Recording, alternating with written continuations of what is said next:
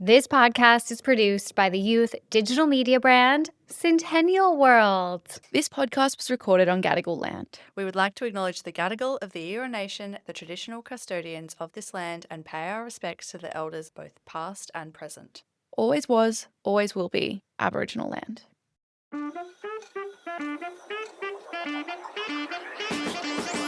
Welcome to High Stakes, a podcast about the famous feuds, frenemies, and falling outs that have shaped pop culture. I'm Maddie Bogish. And I'm Laura Marcia, and we're two Sydney-based journalists giving you the rundown on what's really happening in the world of celebrity beef.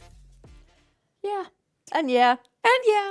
And that's on that. So if you are listening to this episode, firstly, thanks. Secondly, we're on break. So we've recorded this before. We're on break right now. What are you doing currently on break? Well, on break, I will be honestly the same thing I did on break last time, and that was stare at a wall. Every time we have breaks, I don't have any fucking holidays planned. I've got an idea of what you should do on your break. Okay. Finish that fucking book. Oh my God. Yeah, for those of you who don't know, I have been reading the same book for the last 2 months now. I would say it's been 2 months. Yeah, I put it down, got up to page 100, I put it down and haven't picked it up since. That's okay. Yeah, And and we're enjoying it though. It was a good book, but I feel like this really is a testament to my lack of attention span. I want Maddie to finish it because I want to borrow it.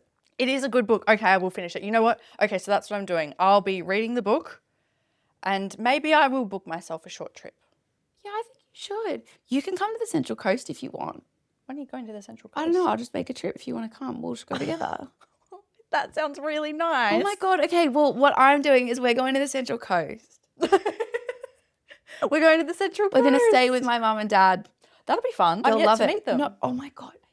That's crazy to me. Yeah, you're such a big part of my life. I was thinking as well, my mum hasn't met you. Well, it's crazy because I feel like I know Mara. And I think it's because so often she pops up on my TikTok. My mum is a big commenter on TikTok. But we must have the same algorithms because I see her all the time and I always like her comment when I see it. It's funny. She's funny. She's really funny. Give her that. Well, you get it from somewhere. I have to get it from somewhere. Aside from our Central Coast Yeah. little jaunt, what are you doing? I want to read more books. That's probably why it was fresh on my mind because I've also not really been reading much. Yeah. And it makes me sad. It's something that really helps with my mental health and I haven't really been doing it. So I'm really excited to read a few books. Last night I downloaded a bunch. So I'm excited for that. I'm excited for you. What's top of your reading list? It was going to be yesteryear, but then I heard about this book called My Cousin Rachel. It's like an older one. It's meant to be a bit of a classic.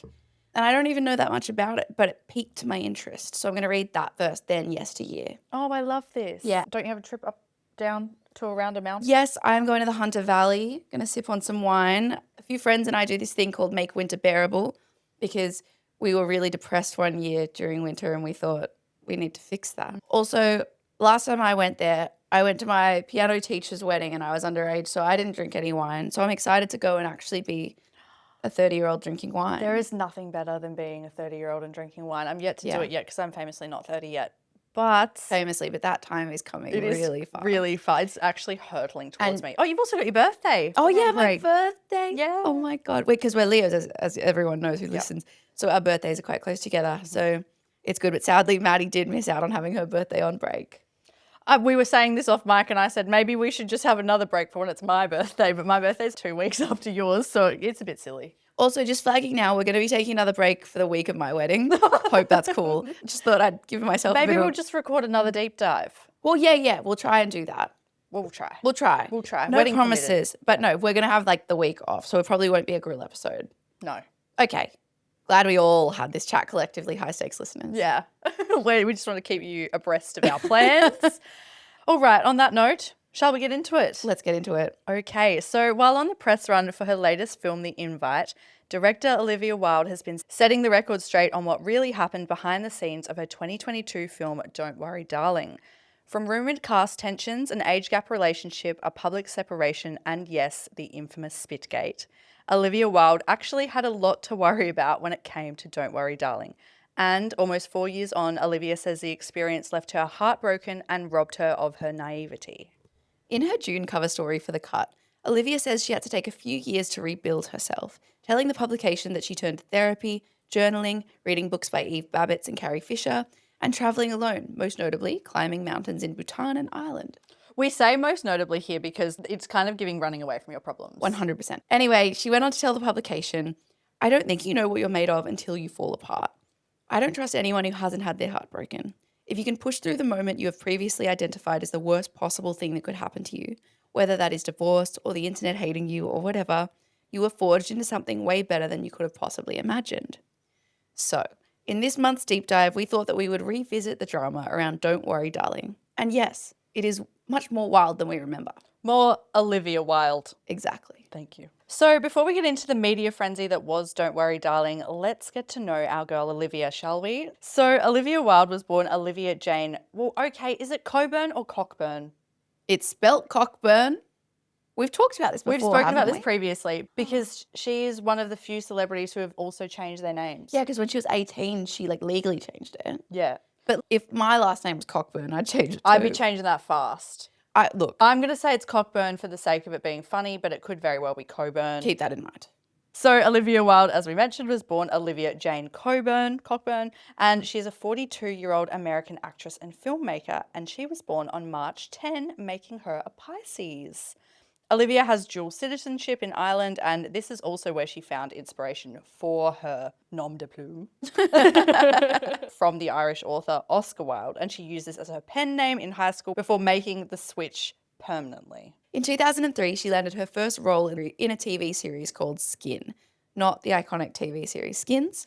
And shortly after, she became a reoccurring character in The OC, playing the bisexual bar owner who dates Adam Brody and Misha Barton's characters. So it was kind of awesome. Then, in 2007, she joined the cast of House, where she played yet another bisexual character in Remy 13 Hadley. By 2009, Olivia had made the jump into film, where she starred in films like Year One and Tron Legacy. But at that time, she also started to produce short film documentaries such as Sun City Picture House, Baseball in the Time of Cholera, and the Oscar-nominated Body Team 12. Yeah, and by 2016, Olivia was dabbling in more projects behind the scenes, but it wasn't until 2019 that she made her directorial debut with the comedy Booksmart, before going on to direct Wake Up and our movie of the hour, Don't Worry Darling. She also did some other things that we'll mention at the very end. Yeah. Because we're talking about past tense. Anyway, so after the critical success of Booksmart, The Guardian gave it a 4 out of 5 stars, and I think they said something like it was fast, feminist, and funny. Yeah. Fresh. There was lots of Fs. A lot of alliteration. Yeah, It was like, nice. Nice. So the bar was set incredibly high for Olivia, and just a few months after its release, Deadline broke the news of her second film, Don't Worry Darling. So this film was framed as a critique of toxic masculinity and patriarchal company towns, and it was all wrapped in this dreamy 1950s suburbia aesthetic, so it was really quite appealing. So much so that 18 studios and streamers were caught in a bidding war over the rights. Yeah. Then in April 2020, Florence Pugh and Shia LaBeouf were announced as the leads, with Chris Pine and Olivia as supporting characters. At the time, Olivia took to X, formerly Twitter, writing, "This cast is bananas," which she spelled out in capital letters, B-A-N-A-N-A-S. Oh my God, and thank you Gwen Stefani for giving us the tools to spell that word correctly. Anyway, so she said on X, "This cast is B-A-N-A-N-A-S. I'm the happiest director in the world. To say that I'm honored / excited / elated myself would be a massive understatement." Florence Pugh also reacted to her casting as the 1950s housewife of the film, sharing a screenshot of the announcement to Instagram and tagging Olivia. At Olivia Wilde just tagged me in a picture, gasp number 1. At Olivia Wilde cast me in a film, gasp number 2. At Olivia Wilde is my idol and allowed me to be part of this fucking incredible cast. Shia, Chris, gasp number 3. I can't wait to join this project when this is all over. Until then, masks up, gloves on, stay home, read script 17,000 times because, you know, it's Olivia Wilde. Hashtag don't worry, darling. We will note here that it was during the pinnacle of the COVID pandemic, which is why she's saying, until then, masks up, gloves on, stay home. Amen. Yeah. All in one at the time. It really is a time Gasp. capsule. That is true. Despite this, in September it was announced that the one and only Harry Styles would be taking over from Shia LaBeouf's role due to scheduling conflicts. But then in December, the story started to get a little bit murky when it reported that Shia LaBeouf was actually dropped from the film due to alleged poor behaviour and clashes with the cast and crew. It was also mentioned around this time that Shia's ex-girlfriend, Talia Barnett, otherwise known as FKA Twigs, accused him of sexual battery, assault, and emotional distress, something which Shia at the time and up until 2021 denied before indirectly acknowledging, saying that he, and I quote, hurt that woman. I do think it's interesting that he said that he, quote, hurt that woman when he actually knowingly gave her, according to what FKA Twigs alleged, he knowingly gave her an STI. Dare I say it's not the kind of thing you lie about. No. Pretty fucking horrific. That's pretty fucked up. I don't like that at all. No. Also, I just want to flag that at this time when the cast was announced, Shia LaBeouf was on the up. He'd just starred in Honey Boy, and this came after his run-in with the law in 2017. It wasn't too good. So at this time, people were like, he's coming back. He's such a good actor. He's so method. And then shortly after, these really horrific allegations came out from FKA Twigs. So, I think bullet dodged as far as Olivia Wilde is concerned. Yeah, she's really lucked out there. Yes. And while Shia profusely denied that he was let go from the Don't Worry Darling cast, in December 2020, Olivia told People that there was in fact no scheduling conflict and she fired his ass. Anyway, this gets more murky, but we'll get to that later. So this leaves us with Shia's replacement, Mr. Styles, and we will note here that the news of him joining the cast really did break the internet. When first look images of Harry in a brown suit with a briefcase and Florence Pugh in a little blue dress in front of a vintage car were shared by Backgrid, there was a lot of fanfare. People were saying like, I will sit in the cinema no matter what they're doing for 2 hours and I will watch. So lots of hype. Do you recall this? Yes. Yeah. And the photo was really iconic. He's literally just standing there deadpan in this suit that almost looks like it's quite ill-fitting, like it's too tight and too high. You can see his socks from memory. That was the style, was it not? Yeah, the 50s style? It was, but I just looked at it and I thought, oh, damn it. Interestingly, I will also note here that previously Harry was in something else. Did I mention this? Wasn't he in I that- must have cut it. I cut Wasn't it out. he in that really serious? Dubrovnik? Yeah. Is it Dubrovnik? Well, he was in Dubrovnik? I don't know what it was called, but I know it was about war, and I don't watch war stuff. So the reason Christopher Nolan cast him in that film was because he had an old face. Because does? because he thinks Harry Styles has an old face. So it's quite funny that he got cast in this 1950s movie too. Well, it was meant to be 1950s style, but it was actually set now. I love that. That was such a fun fact. Thank you so much. What was the name of that? Was it Dubrovnik? I feel like I think Dubrovnik's a place in Croatia. it is. Dunkirk. Fucking hell, that's funny. Isn't that the one that also has, who's that little guy that dated Sabrina Carpenter? Very cute. Yeah, isn't he? It's so funny. We're going to leave me in calling it Dubrovnik, and what's it actually called? Dunkirk. Dunkirk. Anyway, Then Harry's December 2020 Vogue cover story, Olivia said that both herself and the Don't Worry Darling costume designer, Ariane Phillips, were very excited for Harry to join the cast because of his appreciation for fashion. so not because he had an old face. But I think that does play a part. This is what she said. She and I did a little victory dance when we heard that we officially had Harry in the film because we knew that he has a real appreciation for fashion and style. And this movie is incredibly stylistic. It's very heightened and opulent, and I'm really grateful that he is so enthusiastic about that element of the process. Some actors just don't care. I would love that. Well, fashion. Just being able to dress in costumes all the time. Honestly, same. I knew you would. Yeah. Yeah. Well, it's easy to get caught up in if it was really because of his passion for fashion. Olivia also seemed to make what now feels like quite a pointed statement about how Harry isn't a toxic man. This is what she said. I hope that this brand of confidence as a male that Harry has, truly devoid of any trace of toxic masculinity, is indicative of this generation and therefore the future of the world. I think he is in many ways championing that, spearheading that. It's pretty powerful and that kind of extraordinary to see someone in his position redefining what it can mean to be a man with confidence. So do with that information what you will, but given that what we've previously said about Shia LaBeouf, it definitely is giving us a sort of narrative. It feels like she's positioned Shia LaBeouf as a toxic man. Well, perhaps. And then she said Harry is the antithesis to this. So it seems that Olivia was drawn to Harry's charisma and positive approach to masculinity because then in January 2021, Olivia and Harry were papped together holding hands after People confirmed Olivia had left her then partner / fiance / father to her children, Jason Sudeikis. This leads us to even more things to worry about, and despite having 2 kids together and painting the picture of a modern-day celebrity romance, in late 2020, whispers began circulating that Jason and Olivia's relationship was on the rocks. So for a bit of background, Jason Sudeikis and Olivia Wilde had been dating since 2011 after they had met at the SNL finale wrap party. They began living together in October 2012 and then they got engaged in January 2013 and went on to have their first child together in April 2014, Otis, and then their second child, Daisy, in October 2016. So the breakup between Jason and Olivia was basically confirmed when People reported that they'd ended it, with a source saying, the split happened at the beginning of the year. It's been amicable and they've transitioned into a great co-parenting routine. The children are the priority and the heart of the family's relationship.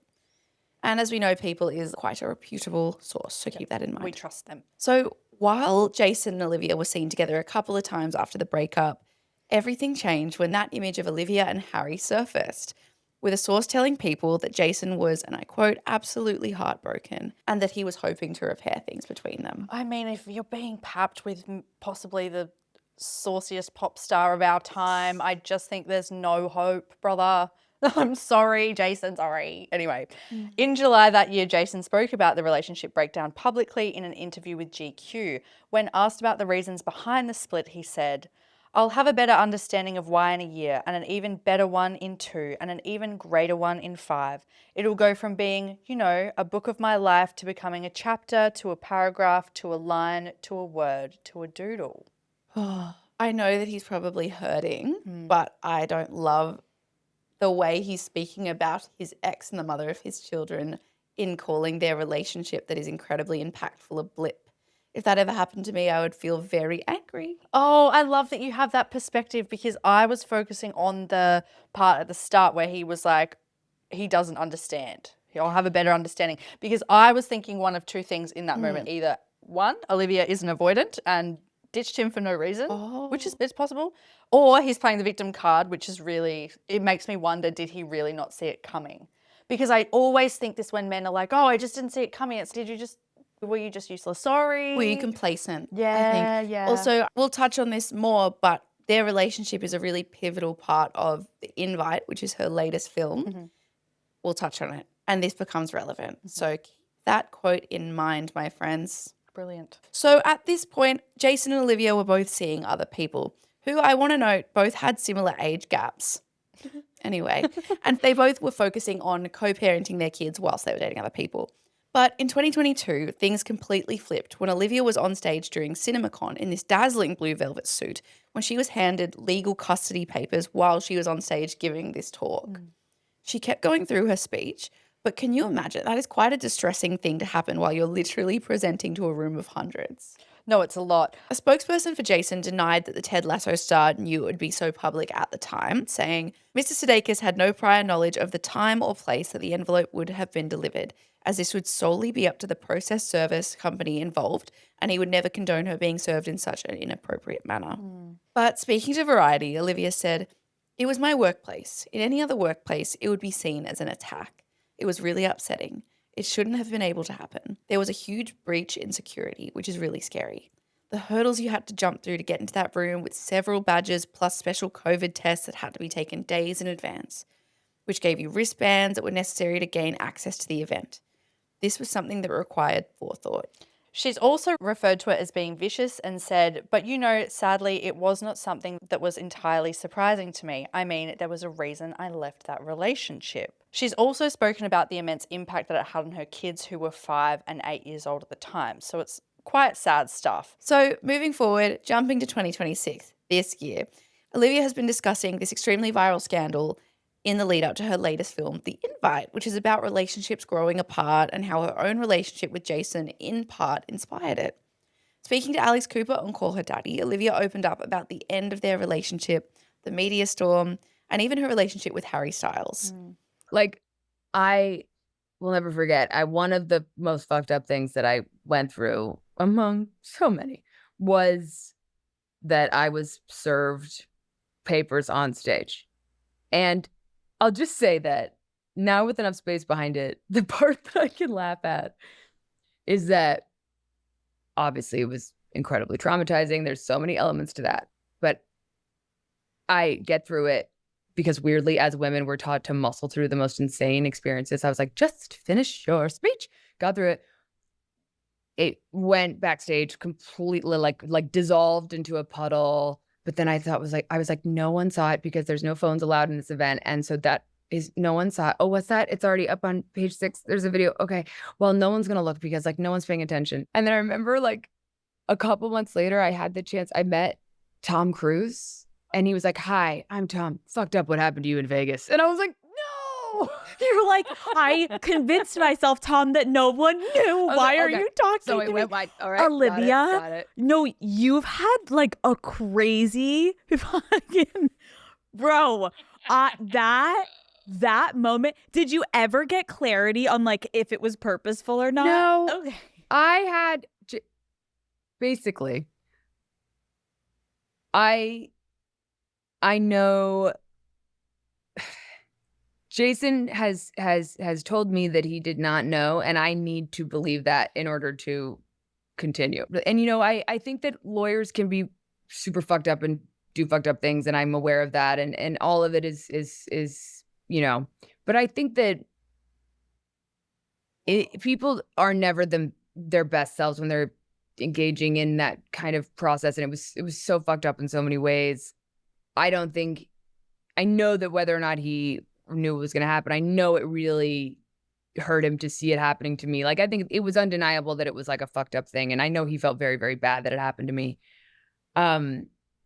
It was a moment that I ended up doing a lot of therapy about, still kind of do. There's the feeling of being on stage, like that is a vulnerable feeling. I think the hindsight on that one is 2020. She's managed to look back and not be so resentful. But I also don't think it shouldn't be up to the woman to just forgive those types of things. The way that she's talking about it, she's saying like, I need to believe that he didn't know in order to move forward. But it's like, what's wrong with being a little bit resentful because something fucked up happened to you? I think the only reason she's doing that is because they're co-parenting their children. I think that's it. And she needs to find a way to move forward. But these were custody papers. Yeah. So obviously, to be part of these kids' lives, she needs to have a relationship with the father. They're doing this together. It's enough reason to move forward. I mean, yeah. I personally will always remember this about Jason Sudeikis, even if he didn't have any part in it, because I was such a big fan of his, and to see this kind of like petty gotcha behavior really dulled his sparkle a bit for me. I also do recall that the latest season of Ted Lasso, it drew on themes of Ted having to leave his wife, and he was going through this kind of transformation and not being as a likable character as what he would previously, and it kind of felt like it was reminiscent of what Jason was also going through. Yeah, maybe. I haven't seen it. Oh. Well, how about that? I watched the TV girl. I know, I on get a one lot thing. of shit. It's so funny. Everyone at TV Week always has blind spots. Anyway, and it seems that sparkle was dulled entirely after Olivia and Jason were entangled in the infamous Saladgate scandal, which I have to ask you, have you heard of Saladgate? Yes. Have I heard of Saladgate? Is the Pope Catholic? Does a bear shit in the woods? Yes, I have. But please tell us. Oh my God, that was really fun. Okay, so Saladgate is as ridiculous as it sounds. And it kicked off when a former nanny who worked for the couple spoke to the Daily Mail, claiming that there was an incident where Olivia had taken her homemade salad dressing to a meeting with her then new boyfriend, Harry Styles. So according to the nanny, Jason was very, very upset by Olivia preparing the special salad dressing. And she alleged that Jason threw himself under Olivia's car in an attempt to stop her from seeing Harry. The nanny also claimed that there had been an affair between Harry and Olivia, alleging that Jason only found out after seeing messages between the pair on Olivia's Apple Watch. And the nanny shared screenshots of the alleged text that Jason had sent her about this whole debacle, which said, she just left, took her salad and dressing and left them. It was reported by the Daily Mail that Olivia Wilde was allegedly screaming, "Stop, you're scaring me, you're scaring me."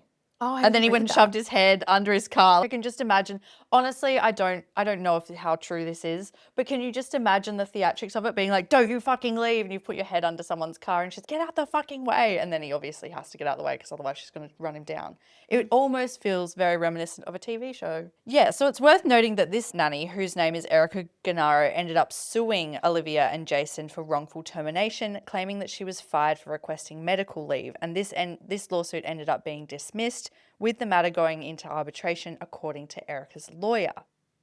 I did have to wonder, though, was she just not having a good time while she was employed there and that's why she ran her mouth? She'd been working there since 2018, and she sued Sudeikis Wilde and ML Management of discrimination and failure to accommodate her disability under the state of California's Fair Employment and Housing Act. And the ex-couple, were also being accused of retaliation as described under the Act and failure to engage in the interactive process required. Dare I say, perhaps she spoke to the press, got fired, and then was like, drats. And now I have to sue. Well, I don't know. And then, I mean, yeah, it is giving. She ran her mouth and then got upset when they retaliated.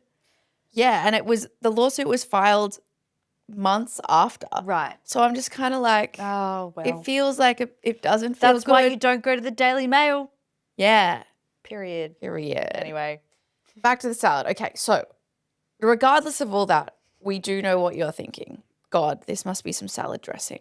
So originally we were going to taste test it for you today, but we forgot to make the dressing. So we're going to insert a clip of us tomorrow at work tasting the dressing for our lunch. I'm excited. Me too. I don't know what I was going to have for lunch tomorrow, but I guess salad. We are having salad and I'm going to go to the shop, so I'm going to get the stuff on the way home. idea. I'll get the stuff for the salads because you've got the stuff for the dressing. Oh my God. Anyway, we're going to make salad tomorrow. Okay, so we'll insert this here. Hi. Hello, everyone. Okay, so as you know, we forgot to pack our dressing yesterday, and now we have salads, and we're going to test out Olivia Wilde's famous dressing from Saladgate. I just realised I don't have a fork. Go get it. There she is. There's our Pookie. I'm back. Okay, so Okay, I have a Caesar, but I haven't put the mayonnaise, or the Caesar dressing rather, on yet, so I'm just going to go in straight with vinaigrette. I'm going to let you do it first. Okay, here we go. So it's a beautiful mustardy colour. I think it was meant to be more pink. Well, yeah, but we got, like, to be totally clear with you guys, we got red wine vinegar. We followed the exact instructions. So it's not on us if it's not pink, all right? Maybe she uses some, like, beautiful organic red wine vinegar that we don't And use. what were the ratios again for this one? Great question, doll. Say the ingredients then. Okay, garlic, finely chopped garlic, olive oil, red wine vinegar, Dijon mustard, and honey. So it's delicious. Like, we know it's going to be yummy. Okay. You ready for the taste test? I'm so ready. No cheers? All right. No, cheers, sorry. Oh, yum. Yum. Tastes good with the bread. good. I would be upset if my fiance left with this. I would too. It's really yummy. Took this to another man. Harry Styles, you're winning, brother. Dare I say, what does the text say? She left. She left. She took the salad dressing and left. Do you reckon it would taste okay with the Caesar? All right. Well, Back to scheduled programming. Bye. Bye. And we're back from tasting the salad. Delicious, I hope. So anyway, salad and the dressing became a bit of a meme. Obviously, it's funny. And Olivia posted a vinaigrette recipe from Nora Ephron's classic Heartburn, which is a wonderful read, by the way. But the exes also released a joint statement together via the Los Angeles Times. Yeah, and the statement said, as parents, it is incredibly upsetting to learn that a former nanny of our 2 young children would choose to make such false and scurrilous accusations about us publicly. Her now 18-month-long campaign of harassing us, as well as loved ones, close friends, and colleagues, has reached its unfortunate apex. We will continue to focus on raising and protecting our children with the sincere hope that she will now choose to leave our family alone. I have to say, I am confused by Olivia leaning into the joke of the salad dressing, but then also kind of denying it. I mean, I don't think she's necessarily denying the salad dressing of it So, all. but she's denying the affair and the car incident. I would want to guess. deny the car incident. I'd be yeah. like, oh my God, no, the father of my children is not a loser. He did not stick his head under my car. I would be very quick to fucking denounce that. Like, that didn't happen. He's normal. He's well adjusted. I think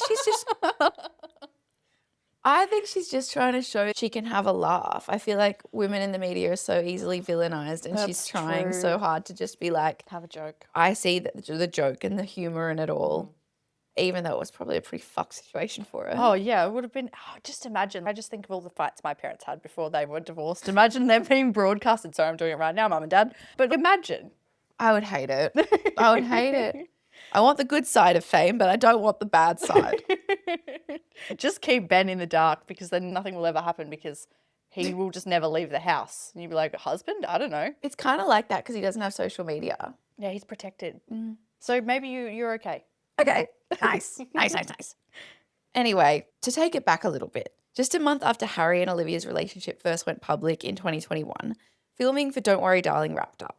And at the time, the cast and crew still seemed to be thick as thieves. In one photo shared by Asif Ali, Harry and Olivia were smiling with their hands around each other. Then, Olivia took to Instagram with separate posts dedicated to the cast and the crew. In the post, she labelled Chris Pine as generous, supportive, intelligent, and skillful, praised her then-boyfriend Harry for allowing Florence Pugh to take centre stage, and for his humility and grace, talent, warmth, and ability to drive backwards. And interestingly, called Florence talented and brave. I will note here, though, I'm going to ask for someone with humility, grace, talent, warmth, and the ability to drive backwards on my Hinge profile. You should. And they have to put their arm on the chair when they do it. That's the best part. Exactly. Sometimes I do it when I drive alone because Hot. I think it's fun. It is fun. It's a fun I thing also to think it's a do. hot thing when people do it. Oh, I find it more hot when men do it, but when women do it, I'm like, put your arm down. Well, you're a straight woman. That's true. That's a really good point. Put your arm down is Put crazy. your fucking arm down. What are you doing? Show off. Well, I guess I'm not going to do it in the car with you, mind you. You don't drive. I do drive, just not that often. Out of the two of us, I drive. I'm Yeah. the boyfriend in this relationship. It's true. So I will touch on Olivia's tribute to Florence a bit more because it's quite interesting given what we're about to tell you. So the pair have their backs to the camera looking over a scene while on set, and Olivia has her arm around Florence, and the caption reads, "To work with an actor as talented and brave as Florence Pugh is any director's dream. I will be forever grateful for you, Flo. It was an honor to be your captain. Can't wait for the world to see the astonishing work you've put into this movie. Tom Cruise run plus Meryl's skills equals the flow." I'm sorry, I just think it's so funny she calls it the flow. "Special thanks to no one for telling me I had tape stuck to my butt in this moment. I love you. Don't worry, darling. Love heart, love heart." Nice. Then Olivia posted another Instagram of Florence a few months later with the caption, "Watching this woman work is such a fucking thrill. Cannot wait to show you more." Despite this very obvious praise, publications started to allude to a bit more drama between Florence and Olivia going on behind the scenes. And this all started when the trailer for Don't Worry Darling came out. Yeah, so for our listener, if you happen to miss the trailer for the film, it basically had one very iconic scene of Florence's character, Alice, getting eaten out. I don't know if eaten out is too crass. I did see this performing with you. oral, he's performing oral sex on her. Eaten out is crass, isn't it? I was surprised you put it in there. I was like, you came for me for saying the other day and now you're literally I saying came for myself for saying, depending on if you want me censored or not, she's either getting eaten out or he's performing oral on her. But that is by Harry's character, Jack. Obviously, this isn't the only part of the trailer, but it was the part that drew the most attention, especially from Harry Styles fans, because they're all like, wow, that's fun. It's like the watermelon sugar of it all. Exactly, which is a song famously about the female orgasm. Then in Vogue's January 2022 issue, Olivia explained that she wanted to create a film that was sexy in a grown-up way. I will caveat here.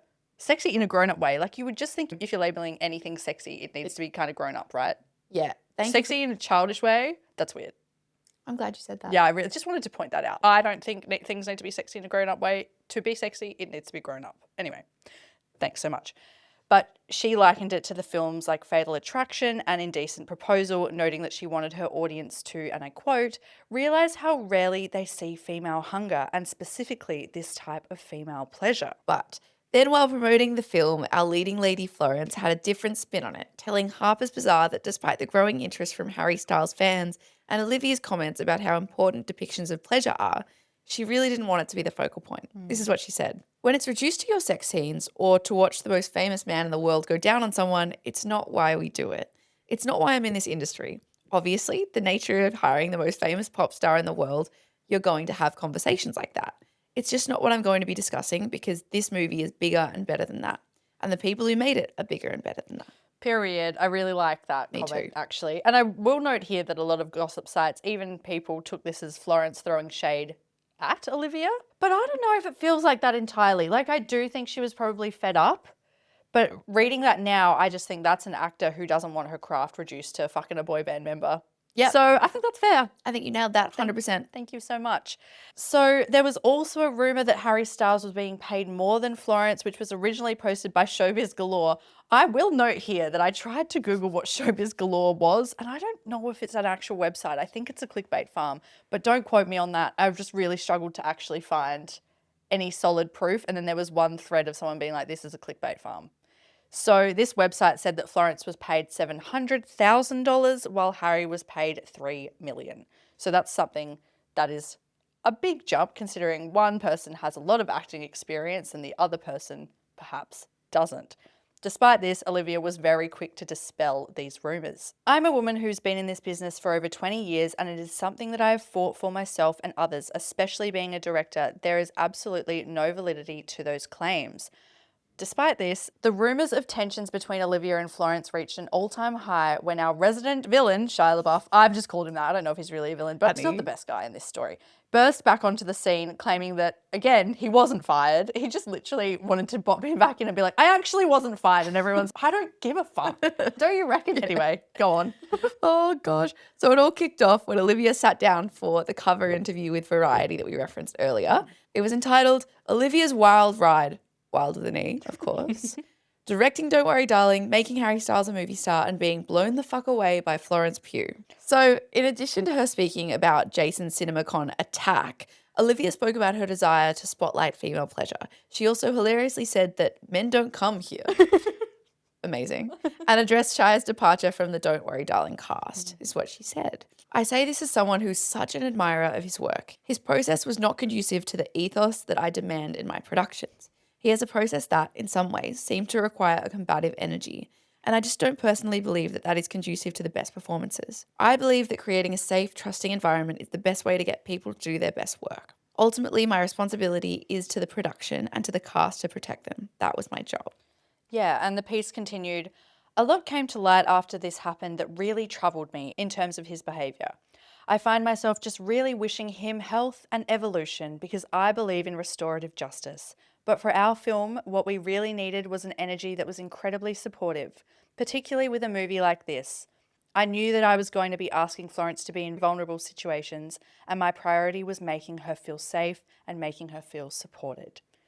So when this story was written, reps for Shia denied to comment. However, after it was published, Shia then forwarded 2 emails to Variety in which he claimed that he had sent to Olivia saying, you and I both know of the reasons for my exit. I quit your film because your actors and I couldn't find time to rehearse. Interesting. Maddie had written that I was going to say big wowzers. I was hoping you'd just ad lib, but I was like, we need to put something there as a bit of like, Okay. I was like, big wow. I was like, I don't know if I can say that believably. No, you can't. It's so funny. When I wrote, I can't even say big wowzers. I like it when you say big wowzers. Anyway, that's funny. Okay, so Shia also went on to send screenshots of texts he claimed were from Olivia following a meeting that they had in August 2020. And this is a day before he departed the cast. In the text, Olivia writes, allegedly, Yep. thanks for letting me in on your thought process. I know that isn't fun. Doesn't feel good to say no to someone, and I respect your honesty. I'm honoured you were willing to go there with me for me to tell a story with you. I'm gutted because it could have been something special. I want to make it clear how much it means to me that you trust me. That's a gift I'll take with me. Then, to make matters a little more worrisome, leaked video footage showed Olivia almost begging Shia not to quit, asking him to make peace with Florence. Let's roll the tape. Shia. I just went riding my horse, very sweaty, but I wanted to reach out because I feel like I'm not ready to give up on this yet, and I too am heartbroken, and I want to figure this out. And you know, I think this might be a bit of a wake-up call for Miss Flo, and I want to know if you're open to giving this a shot with me, with us. If she really commits, if she really puts her mind and heart into it at this point, and if you guys can make peace, and I respect your point of view, I respect hers, but if you guys can do it, what do you think? Is there hope? Is there hope? Will you let me know? Okay, bye. I just can't believe she's FaceTimed him while she's driving. I don't even think she's FaceTime. She's recorded that. Oh, what? And sent him that? Yeah. Oh, see, I thought it was, maybe it was before the time where you can FaceTime someone and video your message, because I do that to you all the time. I FaceTime, and then when you don't answer, I go, pick up your phone, you bitch, but it's my face zoomed in. Yeah, it is. No, I think she sent him just a video message and she's driving. That's so strange to me. Just pull over. You know, I don't condone doing that shit when you're driving. That's fucked up. I do think that this whole thing is quite iconic. The Miss Flo line sends me into fucking orbit. There's also a watermark over the video that says #TimesUpOlivia. People were coming for her though. People were actually this type of thing. I'm like, really? Is the vitriol that strong? #TimesUpOlivia is insane behavior. Oh my gosh, absolutely. And I think we unfortunately need hindsight to look back at these conversations and be like, why was the general conversation or corners of the internet so hell-bent on calling times up on a director? Yeah, when there are directors that are genuinely rapists. Literally. They just think, okay, really? In the grand scheme of things. We're gonna get upset set because she's, you know, a little bit outspoken and has something to say about everything, because that's what it seems like to me. And I think it does hinge on the whole Harry Styles of it all, but we can, That's so lame, isn't it? yeah. I do remember hearing this initially and thinking for whatever reason Florence didn't want to work with Shia and maybe Olivia wasn't across the full story. But I guess now what we know given about FKA Twigs' claims against him and the fact that Shia is notorious for his immersive approach to method acting, which would often push his own limits and cause a lot of on-set friction, this all really makes a lot of sense to me. Yeah.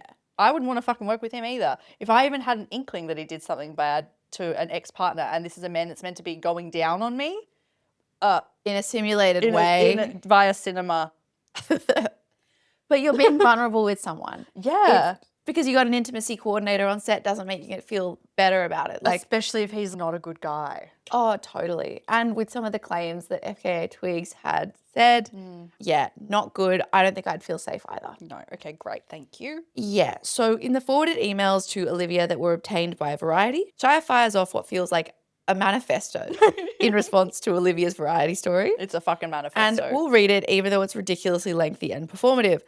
Olivia, I hope this finds you inspired, purposeful, fulfilled, and well.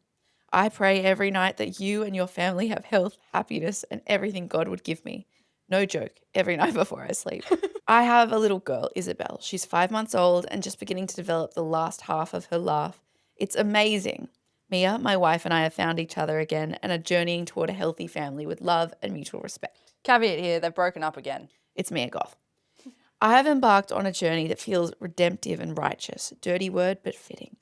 I write to you now with 627 days of sobriety and a moral compass that never existed before my great humbling that was the last year and a quarter of my life. I reached out to you a few months ago to make amends, and I still pray one day you can find the space in your heart to forgive me for the failed collaboration that we shared. What inspires this email today is your latest Variety story. I am greatly honoured by your words on my work. Thank you. That felt good to read. I'm a little confused about the narrative that I was fired, however. You and I both know the reasons for my exit. I quit your film because your actors and I couldn't find time to rehearse. I've included as a reminder the screenshots of our text exchange on that day and my text to Toby. The manifesto continues. I know that you are beginning your press run for Don't Worry Darling and that the news of my firing is attractive clickbait, as I am still persona non grata and may remain as such for the rest of my life. But speaking of my daughter, I often think about the news articles she will read when she's literate. And though I owe and will owe for the rest of my life, I only owe for my actions. Sorry, I can't. This is all too much. My failings with Twigs are fundamental and real, but they are not the narrative that has been presented. There is a time and a place to deal with such things, and I am trying to navigate a situation with respect for her and the truth, hence my silence. But this situation with your film and my firing will never have a court date with which to deal with the facts. If lies are repeated enough in the public, they become truth. And so it makes it that much harder for me to crawl out of the hole I have dug with my behaviours to be able to provide for my family. Firing me never took place, Olivia. And while I fully understand the attractiveness of pushing that story because of the current social landscape, the social currency that it brings, it is not the truth. So I am humbly asking as a person with an eye toward making things right that you correct the narrative as best you can. I hope none of this negatively affects you and that your film is successful in all the ways you want it to be. Every blessing to you, Shia. I do think that there's part of him that is genuinely trying to kind of come back from all this and make amends. But the turn of phrase, I'm sorry. the writing. I cannot believe that he actually wrote this to her.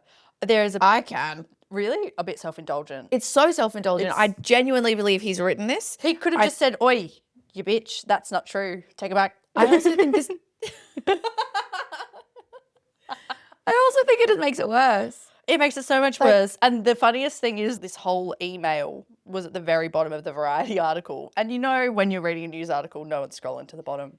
But did he send this to Variety in the hopes that she would see it? No, so he allegedly sent it to her, and then when she didn't respond, I think it would have only been like a day or two, he then forwarded the text chain to Variety, or the email chain to Variety. That is never a smart move, let me tell you. So strange to me. I'm like, sure, I understand him wanting to maintain silence on the situation with Twigs and the nuance there. That I agree with. Yeah.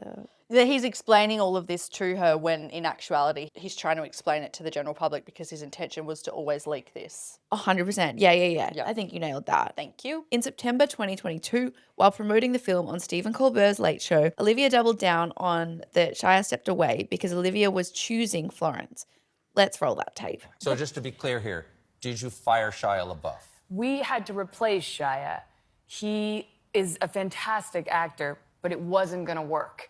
And, you know, when he gave me the ultimatum of, you know, him or Florence, I chose Florence, and that was him feeling he was stepping away and me feeling like we were moving on without him. So are you saying, just to be clear here, because Yeah, this is yeah. what people are parsing, okay? Yes, and I am a please, tribune clarity. of the people Yes. to parse this. Yes. So are you saying, and correct me if I'm wrong, Yes. that he wouldn't do the movie in the way that you wanted him Yeah, to, there was no- and therefore he had to go, so he can say he quit and Yes. you fired him, and Yes. both of you can think you're Yeah, right? It's a question of semantics. No, but honest to God, Yeah, is that yes, it? Like, absolutely. it has to be this way, and he said, I can't do that, I'm leaving, and you Yes. said, well, then you're fired? He said, well, then that's great. You go and we shall move on. And it was that, you know, it wasn't going to move forward in the way that he wanted it to. And so he had to leave. I think Stephen Colbert really answered the question that we all had. I think so too. So he was both fired and he chose to leave. He chose to leave because he was told that he had to leave if he didn't want to do the thing. Yeah, I mean, it's a workplace. If you can't fulfill the job, time to go. Time to leave. It's also you're kind of fired. Yeah, but I get it. I agree with Olivia that it is semantics in this instance, if that is Yeah. what happened. Period. I'm glad that she stuck with that narrative, to be honest, because it was getting a bit touch and go there for a second. I was like, this is not a good look for you, Olivia, but you know what? It's fine. I do think it is quite interesting that she didn't mention his wrongdoings or his alleged intensity, or his method acting to Stephen Colbert, which she referenced earlier. So I do have to wonder how much of it was Shia LaBeouf not being able to do the job and how much of it was Olivia Wilde not agreeing with his methods. Do you know what I mean? I do. I think it can also kind of be this holistic take of it all. It was a bit of everything. a bit of everything. Not only does he have this method style, but then there's also these allegations that are obviously going to taint how comfortable you feel around someone. Obviously, you don't want to bring it up in a public forum, even though he has. Yeah. And the story did, because it is relevant. I would say it's in the public interest to know this stuff. And that applies to his colleagues as well. I agree. I Yeah. agree. Anyway, While Olivia was notably out and about promoting the film and getting caught up in this narrative, Florence was almost nowhere to be seen. And she was really doing the smallest amount of press. Journalists in the entertainment industry were doing some digging, with Puck's Matthew Bologna alleging that people who'd worked on Don't Worry Darling spoke of Olivia Wilde's ego and, I quote, punishing demeanour. But these weren't on the record, so Matt said he was reluctant to pass along those comments. what a guy. What a guy. He is still implying the thing without saying it, so I don't know if he's that good of a guy. Yeah. But he does go on to say, plus, criticism of a female director plays into the stereotypes of women in power. And let's be real, Wilde is hardly the first director to run a tough shoot, or to be in a romance with a star, or to anger the leading lady of a film. That list is long and distinguished. Having said that, her relationship with Styles during the shoot was pretty obvious and annoying to the three people I spoke to, and the duo was sometimes tough to find during setups of shots. Pugh in particular was angered by the absences, according to these sources, and one source personally witnessed a tense conversation about this issue between the two. It doesn't seem like a great environment. And given that this was the time of the COVID pandemic and Olivia would hold meetings about COVID safety, it was pretty clear that she herself wasn't being COVID safe. You know, the whole bumping uglies a bit fast and everything. She was getting eaten out by Harry Styles. I can't. This is so crass, isn't it? We are not a PG podcast. We've never been a PG podcast. No, you said 2 weeks ago. And I was like, we need to stop blurring out me saying I'm going to beep saying that this time. I've said it so many times, it's funny. Maybe we should beep it from now on. So with all of these controversies, you know, rumours Florence and Olivia were beefing and Shia coming out of the woodwork and Olivia's relationship with Harry in full force, all eyes were on the Don't Worry Darling premiere on September 5, 2022. The first red flag hit the morning of the premiere when the cast was set to do a press conference, but Miss Flo didn't attend. Miss Flo. Miss Flo. Despite Warner Brothers representatives making a statement that she was filming Dune Part 2 in Budapest. However, Miss Flo did show up later on the red carpet and the cast did take minimal photos together, most notably Florence and Olivia and Harry and Olivia, but they didn't choose to take photos together. Yeah. That is weird to me, but everyone did appear to be professional. But, you know, everyone online still was like, well, why aren't they getting photos together? Which I would have been the same. I'm like that now. Like, whenever you see, like we saw with Blake and Justin Baldoni. Well, yeah, and that turned out to be, you know, that did turn out to be a sign. But even when you look at the Euphoria season 3 premiere, you know. It does happen. It does happen. Yeah. But the moment that truly went viral happened when the cast sat down to watch the film. So in an incident now known as Spitgate, which is quite funny because we've had Spitgate, we've had Saladgate, what else? Watergate. Perfect. So now we have Spitgate. Harry Styles is seen going to his seat in the theatre and sitting next to Chris Pine, who was also in Don't Worry Darling. We haven't really mentioned Chris that much. He's mentioned twice. Yeah, I know, but he's just not, he's very unproblematic. Also in the film, he's a supporting character. That's true. That is true. I love him. Me too. He's handsome. He is handsome. So as Harry sat down, Chris suddenly stops clapping and looks into his lap. And it kind of looks like he's been spat on by Harry, essentially. Harry's leant over, spat in Chris's lap, and Chris has looked down and gone, oh, you've spat in my lap.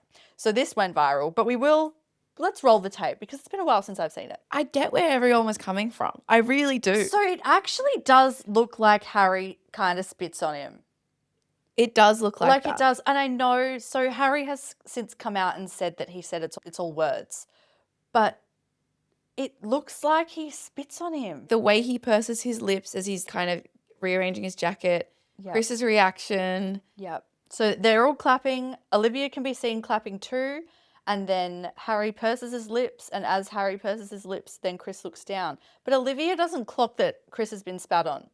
But Chris is laughing. Yeah. The thing is that both parties, Chris and Harry, have denied that there was spit involved in Spitgate. But it kind of looks like there was spit. It really does look like he's spit. It looks like he's actually spitting on him. I just wish we had a better camera shot of it and we could zoom in. Or there was another angle. All we need is another angle. Yeah. But look, we got to trust these two on this one. So both stars again did deny this. In a chat with Esquire for their Explain video series, Chris explained that he had no fucking idea what everyone was talking about. I feel like we're being gaslit. Like there was spit. If you're listening to this, please just later on go watch the video again and you can see where the internet and where we're maybe coming from. Okay, this is what Chris said. She's talking about his publicist. She wakes me up in a state and she says, we have to craft a message on what happened in Venice. And I was like, about what? About Harry spitting on you. I had no idea what happened. She showed me the thing and it does look indeed like Harry spitting on me. He didn't spit on me. Should I play the clip? Do you want to see him talking about it? Yeah, let's play. Just because I like Chris Pine. Oh, God, yeah. Harry did not spit on me. Harry's a very, very kind guy. I was trying to figure out, I was on the plane with my publicist who says I look like Rachel from Friends. We're flying back from Venice and I'm sleeping, having a great time on the plane. I love planes. And she wakes me up in a state, and she said, we have to craft a message about what happened in Venice. And I was like, about what? About Harry spitting on you, which I had no idea what happened. She showed me the thing, and it does look indeed like Harry spitting on me. He didn't spit on me. I think what he said is he leaned down, and I think he said, it's just words, isn't it? Because we had this little joke, because we're all jet lagged, we're all trying to answer these questions, and sometimes when you're doing these press things, your brain goes befuddled, and you start speaking gibberish, and we had a joke, well, it's just words, man. But if I come and sat down next to you, and I say it's just words, and we slowed down the fucking camera, it's not going to look like that. You would have to spit on me first and then say it's just words. I can't believe you're asking me to spit on you. No. But also I'd have to do it in a British accent as well, because maybe that'll play into it. It's just words. You sound like last week when you said, I thought it was different Georgia. I thought it was different Georgia. And I also just can't words do it. in it. Like, well, you've got to do it because I've got a lip flip and I can't fucking talk. Okay, hang on. It's just words. It's just words. Words. Maybe he's gone, it's just words. I don't, look. Sorry, this is not a good listening experience. Sorry, everyone. I don't know if I believe him. I think we're being gaslit. I think we're being gaslit too. And look, obviously this doesn't matter and this is just our personal opinions. Okay, so while we think that they're potentially gaslighting us, a rep for Harry told Entertainment Weekly that this wasn't real, saying This is a ridiculous story, a complete fabrication and the result of an odd online illusion that is clearly deceiving and allows for foolish speculation. Just to be clear, Harry Styles did not spit on Chris Pine. There is nothing but respect between these two men, and any suggestion otherwise is a blatant attempt to create drama that simply does not exist. So funny. I also do want to note here that one of the other hilarious things to come out of this day was the viral footage, again, of Chris Pine at this press conference disassociating and just looking completely done. And I'm going to show Laura. Do you remember any of this? Oh my God, it's so fucking funny. So this is the image of him. So for some context for our listener, and we'll overlay it. Basically, Chris is set up at the bench. He's got his little bottle of water, a little plate that says "Sea Pine." Then he's got his headphones, his cunty little blonde bob tucked behind his ears, but he is staring into the ether. Can I just say? It kind of looks like me. Yeah. When I had blonde hair, is that Yes, what I I'm was going going to say, this looks like you when I'm talking when you had blonde hair on the podcast. No, but this is me. I feel like I resonate to this Can because we put a meme up of you and Chris Pine like this? Yes, absolutely. So yeah, maybe the ones who are chronically online would know, but I don't know if everyone would know that one. That's one of my favorites. I will also play a selection of his not so great press moments from that same day, because I think he was just jet lagged. He's all over the place. Yeah. And the name for this video is Chris Pine Suffering Through Don't Worry Darling Interviews Venice Film Festival 2022. There wasn't much Let's acting. roll the tape. There wasn't much acting. I'd say it's certainly the rest is a bunch of hogwash.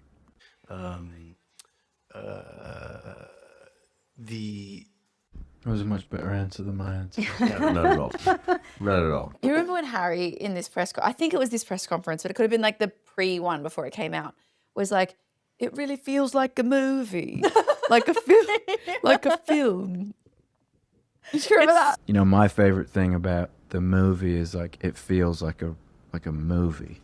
So funny. It's just so funny to me because obviously Chris Pine is a movie star. He's a movie star. He's an actor. He's been doing it for a very long time. You know, he's been doing it since the Princess Diaries days. Well, maybe before then, but most notably, Princess Diaries 2. His biggest role. His best role. But then Harry is just swooped onto the scene. And Harry's a singer. He's not an actor as his first vocation. Yeah. So he doesn't really get the terminology.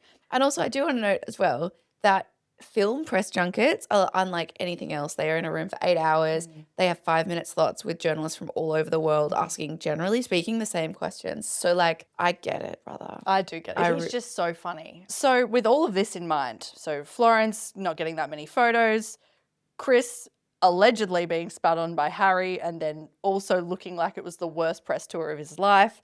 A few days after the Venice premiere, Florence took to Instagram with a gallery of photos, including one cast shot, which I think was probably the only shot of all of them, and then some more hilarious snaps of Chris Pine, who appears to just be trying to take photos of Florence with a disposable camera. That is so funny to me. That's hilarious. I love Chris Pine. It's so funny. Everything about this part of the episode has made me love him even more. It's true. Me too. Okay, so the caption on the Chris Pine taking disposable pictures says, "A massive congratulations to everyone standing on that carpet. We premiered in Venice. A huge, wonderful win in itself. I'd never been to Venice Film Festival before. It was mega. The crowds, the cheers, the energy was incredible. And to all of the cast and crew as well who helped to make this movie, thank you for all your hard work. We genuinely couldn't have been there without your talent and we appreciate it hugely. I also just can't help but post how bloody cute and hilarious Chris Pine is for being the #1 photographer, getting down on white pressed trousers knees for angles. Now that's dedication. Love you, Chrissy." Me too. Love you, Chrissy. Girl, same. So I am really surprised that Florence didn't sing Olivia's praise more, considering at the beginning of the episode and before the project had started, Florence referred to Olivia as her idol.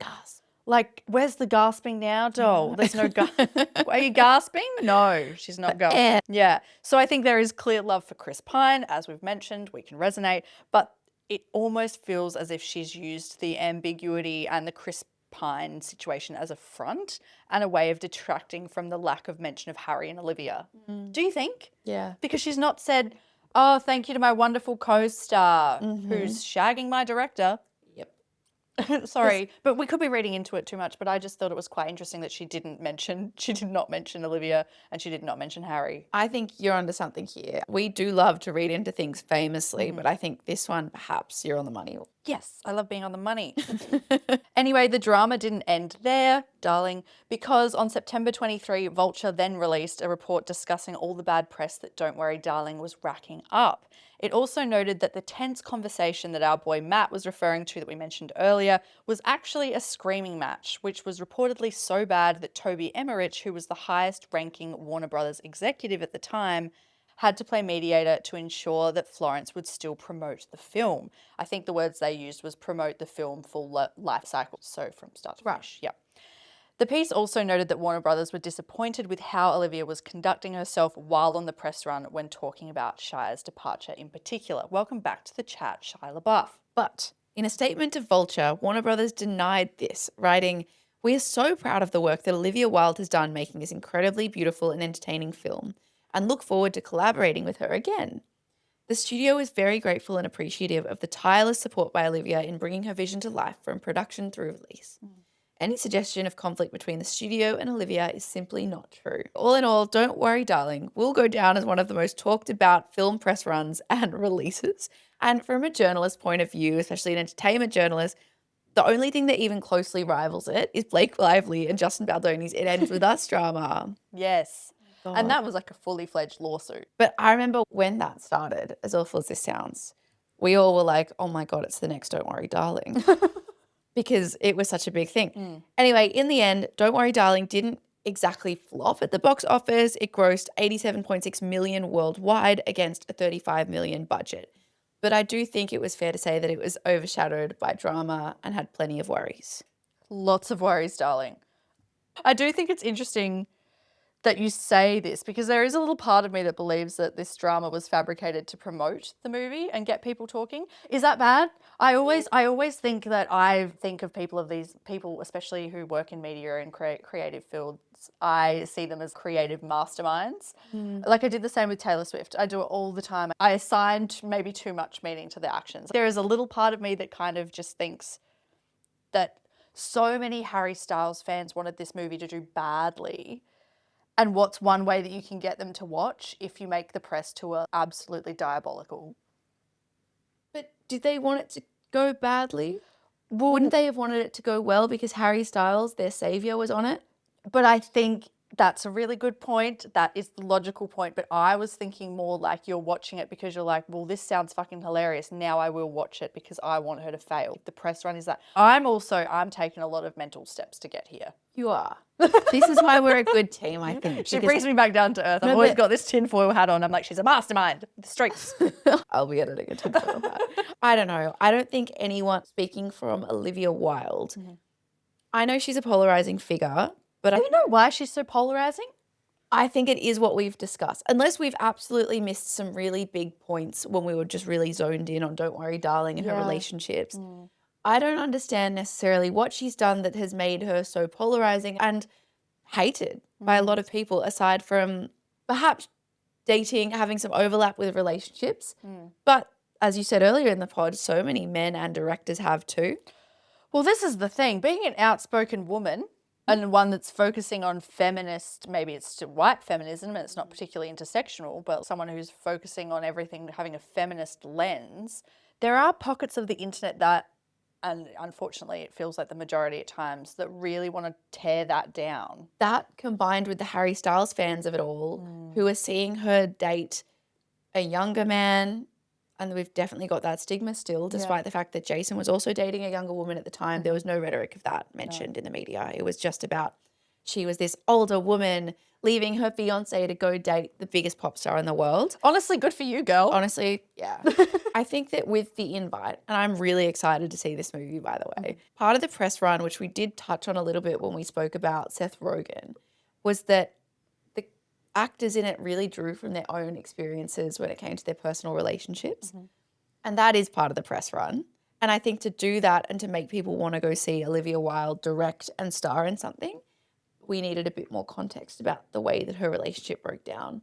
And I think that's why she's doing it. It does feel like it's overlapped, and she is still bringing up opportunities to talk about Don't Worry Darling in this press run because I think she understands the cultural impact that this particular press run had. Yeah. You know what? I am actually pretty interested to listen to. I saw that Good Noticings pod did a deep dive similar to us, and we deliberately haven't listened because we don't want to do other people's work, right? Yep. But theirs is called Why Does Everyone Hate Olivia Wilde? Well, that's a good question. That's what I'm thinking too. Why? And but even now when she's doing the press run for the invite, people are in the comments calling her names and commenting on how skinny and gaunt she looks. We were talking, I think we were voice noting each other about this earlier. Or were we on FaceTime? Doesn't matter. But I just think, why is that the first thing we have to say? Why are we so quick to tear her down? What is it about her? I think in this case, it's a big tall poppy syndrome thing. I don't know if that's just an Australian turn of phrase. So just to clarify, Australians are particularly bad at this, but when someone is thriving and doing really well or is very beautiful or very talented, we love to bring them back down to earth, cut the tall poppies down. And I think that she is kind of the epitome of that. She is very clearly, whether you like her or not, a very smart, talented woman who is doing very well for herself professionally. And I think sometimes that's really hard to see, especially when she's dating your number one pop star. Well, yes, and I've just looked up a piece Vice did at the time saying, why does it seem like so much of the internet hates Olivia Wilde? And I think what they've gotten to is because they think that she cheated on Jason Sudeikis, and he was actually a golden boy. He did play this lovable Ted Lasso character, and then dumped him for the biggest pop star. What else? Oh, right-wing sites include the Daily Wire and social media platforms like the Gab, Rumble, and Telegram have used terms like commie whore, Hollywood Harlow, and bimbo. Oh my God. To describe Wilde. So actually, it just kind of sounds like she's a bit of a lefty. And this is so funny because I wonder if this is what the Good Noticing girls talk about. You know what? It's none of our business. We'll listen later. We'll listen later. Maybe you should go listen if you're interested as well. But I think that when I was researching this, and I think that we both feel the same way about this, we kept being like, okay, but is it bad enough to warrant the outcry of hate? Is it bad enough to be warranted to be called, what do they say, commie whore? Commie whore, Yeah. Hollywood Harlow. I just don't think anything she did is bad enough when we've seen people do so much bad. I don't know. I just think the hate that she got was really out of proportion to whatever sideward step she may have taken, even if she was committing adultery. This piece on Vice is actually fantastic. So when we think about her cheating, allegedly, this journalist has said, when comedian John Mulaney announced the end of his marriage and then shortly after announced his relationship with Olivia Munn, who he now has a child with, he didn't receive nearly as much backlash as Wilde. So I think that is quite interesting to draw comparisons, and that's what we said earlier. We were like, well, if she's done this, there are men who have done worse and gotten away with it. I do actually think it's because she's kind of a lefty. I think that's a big part of it. I think that it was perhaps a perfect storm of her being a lefty, dating Harry Styles, all of this drama. And so everyone was like, well, obviously she must be this inherently unlikable person. And it's kind of confirmation bias because people want to confirm that this talented, beautiful woman is nefarious in some way. But when really it's just kind of like these things just happened. And I do think you can be talented and beautiful and still not be liked by everyone. It could be very well that Florence Pugh didn't get along with Olivia Wilde by the end of it, but maybe that's because she wasn't particularly happy with the relationship, or she felt that Harry Styles was being favoured over Florence. Does that make sense? Which I think is a valid concern. Valid. But I also think, is it really as despicable as what everyone thinks? I think we can both agree that we think that Olivia Wilde got way more hate was necessary. And we might be missing something. And if we are, don't tell us. Nah, look, if we are, tell us. Literally tell us. What are we missing that makes her so not unlikable, but perhaps deserving of the amount of online furor that she received? Because I just think being an outspoken and opinionated woman, that isn't enough for me. No, it's not. Because we are opinionated. We're not really outspoken, are we? We have a podcast. We sit in front of mics. That is a really good point. And that's our period. Should we wrap this up? Let's wrap this up. That is all we have time for today. Thanks for listening. You can follow High Stakes on Spotify or anywhere you get your podcasts. And don't forget, you can follow us on Instagram and TikTok if you want to see photos of us on our break. To be honest, we won't be posting any photos of ourselves. You can follow our personals. We would like followers there too. Also, can I just say really quickly, I'm going off script. We're on 453 Instagram followers. Oh, yeah. We just said a few weeks ago that when we hit 500, we're going to make dot cakes. And the thing is we really want to make dot cakes. I know it's. Do we just make the dot cakes anyway? Well, we can't do that. I know we have a goal. It's 500 followers, please. So yeah, tell your parents, tell your mum, maybe tell them to skip this particular episode where I say eaten out 100 times. Yeah, right. Well, love ya. Bye.